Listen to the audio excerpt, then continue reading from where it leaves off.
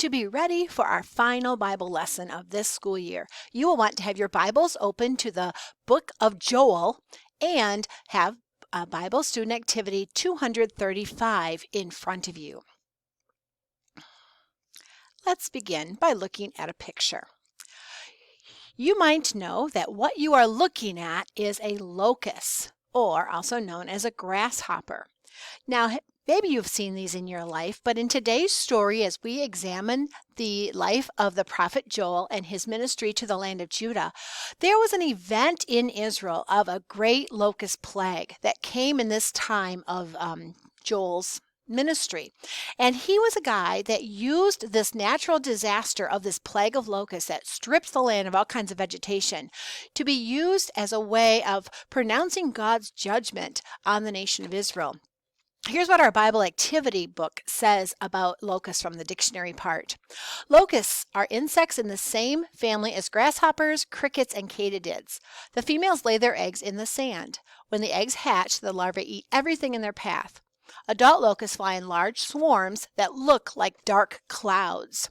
And I have a picture of here of the dark clouds, and just imagine that being all over the sky. They eat every green plant in their path. Driven by the desert winds, swarms of locusts can eat whole fields of crops.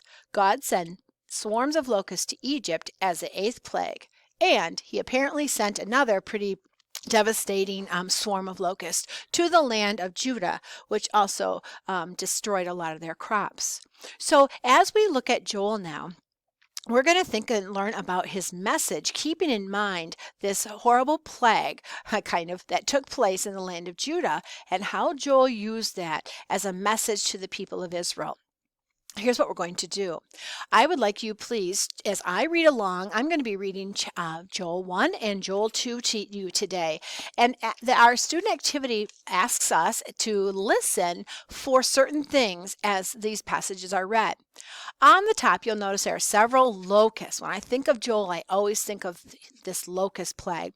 And it says here, an invasion of locusts brought destruction to the people of Judah. Joel 1 describes the damage the locusts created. In each locust, write one example of what was destroyed. So as I read to you Joel 1, you may follow along in your Bibles, or you may just listen with your pencil in your hand. And as I stress certain words, you'll hear in my voice what some possibilities are. You're just imagining the swarm of locusts descending on the crops in the land of Judah. And what kinds of specific crops did the locusts destroy? And when you hear one, you're just going to jot down the word right on top of the locust. And it'll be very, very easy to fill all the locusts up, because this plague of locusts was very devastating to the land. Hear God's word through the prophet Joel. Hear this, you elders. Listen, all who live in the land. Has anything like this ever happened in your days or in the days of your ancestors? Tell it to your children, and let your children tell it to their children, and their children to the next generation. What the locust swarms have left, the great locusts have eaten. What the great locusts have left, the young locusts have eaten. What the young locusts have left, other locusts have eaten. I'm going to pause. There's no specific thing to write down yet, but can you imagine? This would have been totally wiped out if all these different age groups of locusts descended on your crops. Here's Joel's call, verse 5. Wake up, you drunkards, and weep. Wail, all you drinkers of wine. Wail because of the new wine, for it has been snatched from your lips.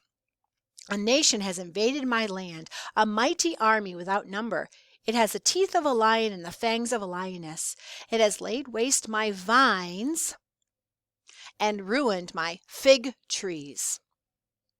It has stripped off their bark and thrown it away, leaving their branches white. Mourn like a virgin in sackcloth, grieving for the betrothal of her youth. Grain offerings and drink offerings are cut off from the house of the Lord. The priests are in mourning, those who minister before the Lord. The fields are ruined. The ground is dried up. The grain is destroyed. The new wine is dried up. The olive oil fails. So I'm pausing there. You can tell by my voice and the pauses what would be some possible words that you could be putting on those locusts as things that were devastated when they came to the land. Continuing verse 11, despair, you farmers, wail, you vine growers, grieve for the wheat and the barley, because the harvest of the field is destroyed. The vine is dried up, and the fig tree is withered.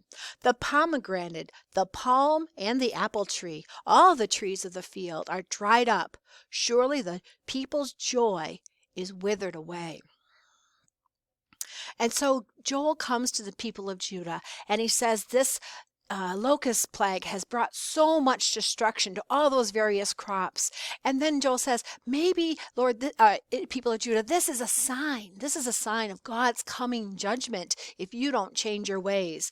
And so there's a call to be sorry and lament your sin. Put on sackcloth, you priests, and mourn. Wail, you who minister before the altar. Come, spend the night in sackcloth, you who minister before my God. For the grain offerings and drink offerings are withheld from the house of your God. Declare a holy fast. Call a sacred assembly. Summon the elders and all who live in the land to the house of the Lord your God, and cry out to the Lord. Alas for that day! For the day of the Lord is near, and it will come like destruction from the Almighty. Has not the food been cut off before our very eyes? Joy and gladness from the house of our God? The seeds are shriveled beneath the clods. The storehouses are in ruin, and granaries have been broken down, for the grain has dried up. How the cattle moan, the herds mill about because they have no pasture. Even the flocks of sheep are suffering. To you, Lord, I call, for fire has devoured the pastures in the wilderness. The flames have burned up all the trees of the field. Even the wild animals pant for you. The streams of water have dried up, and fire has devoured the pastures in the wilderness. So there you go. You should have lots of those locusts filled in, because I'm going to now jump to the second part. So we know that there's a lot of destruction that has happened, and Joel calls the people to repentance. And already I heard at one time, another thing that I remember about the prophet Joel is he often spoke about the day of the Lord. And when you hear that expression, the day of the Lord, it means judgment, maybe judgment on the people of Judah. And someday we now refer to the day of the Lord, perhaps when Jesus will return again and judge the people that are living on earth at the time. And so God will do that. He will separate the people that love him from the people that don't. And so there's a warning through Joel that this day of the Lord is coming. But now we also know that Joel in these next couple verses will have some beautiful words that call for repentance. And he says, rend your heart. Now we might not know what rend means, but if you rend your garment, it's like taking off your coat and giving it up. Well, Joel's calling the people to rend your heart. Give your heart up to the Lord. Change your ways. Repent. Say that you're sorry. And then you can live with the blessings of the Lord that he wants to bestow on you. So I'm going to jump in with Joel, verse 2, verse 12 through 32, because these verses promise that God would bless the people if they turn their hearts to him. And your task for the bottom of this page is to, in each heart, write an example of God's blessings. And a lot of the blessings are sort of the opposite sometimes of what you put in these locusts on the top. Hear the Lord of the word of the God in Joel 2, picking it up at verse 12. Rend your heart. Even now, declares the Lord, return to me with all your heart, with fasting and weeping and mourning. Rend your heart and not your garments. Return to the Lord your God, for he is gracious and compassionate, slow to anger and abounding in love, and he relents from sending calamity. Who knows? He may turn and relent and leave behind a blessing, grain offerings, and drink offerings for the Lord your God. Blow the trumpet in Zion, declare a holy fast, call a sacred assembly, gather the people, consecrate the assembly, bring together the elders, gather the children, those nursing at the breast. Let the bridegroom leave his room and the bride her chamber. Let the priest who minister before the Lord weep between the porticos and the altar. Let them say, spare your people, Lord. Do not make your inheritance an object of scorn, the byword among the nations. Why should they say among the people, where is their God? Then the Lord was jealous for his land and took pity on his people. The Lord replied to them, I am sending you grain, new wine, and olive oil, enough to satisfy you fully. Never again will I make you an object of scorn to the nations. I would drive the northern horde far from you, push it into a parched and barren land. Its eastern ranks will drown in the Dead Sea, and its western ranks in the Mediterranean Sea, and its stench will go up, its smell will rise. Surely he has done great things. Do not be afraid, land of Judah. Be glad and rejoice. Surely the Lord has done great things. Do not be afraid, you wild animals, for the pasture and the wilderness are becoming green. The trees are bearing their fruit. The fig tree and the vine yield their riches. Be glad, people of Zion. Rejoice in the Lord your God, for he has given you the autumn rains because he is faithful. He sends you abundant showers, both autumn and spring rains as before. The threshing floor will be filled with grain. The vats will overflow with new wine and oil.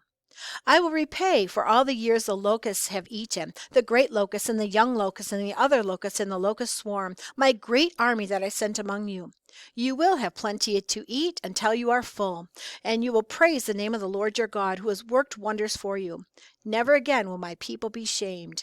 Then you will know that I am in Israel, that I, the Lord, am the Lord your God, and that there is no other.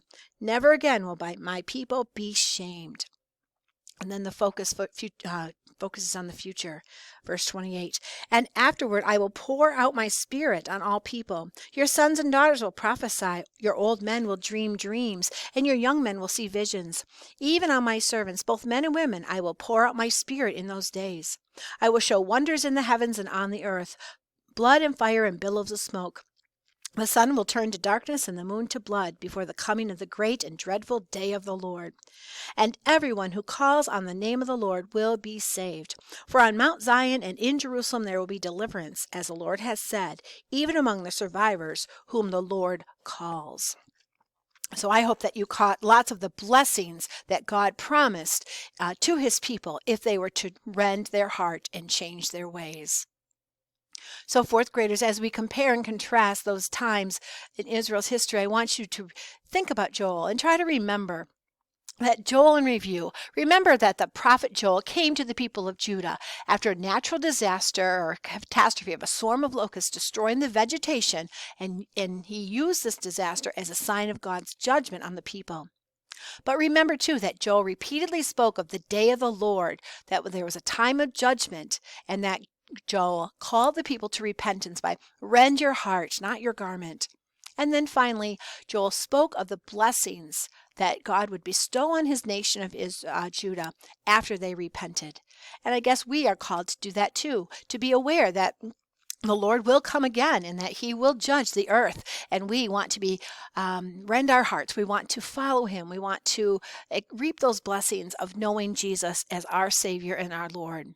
So I hope that you have learned a lot this year in our Bible, both in the classroom and remotely. And I hope that you continue to treasure God's word in your heart and learn of his ways.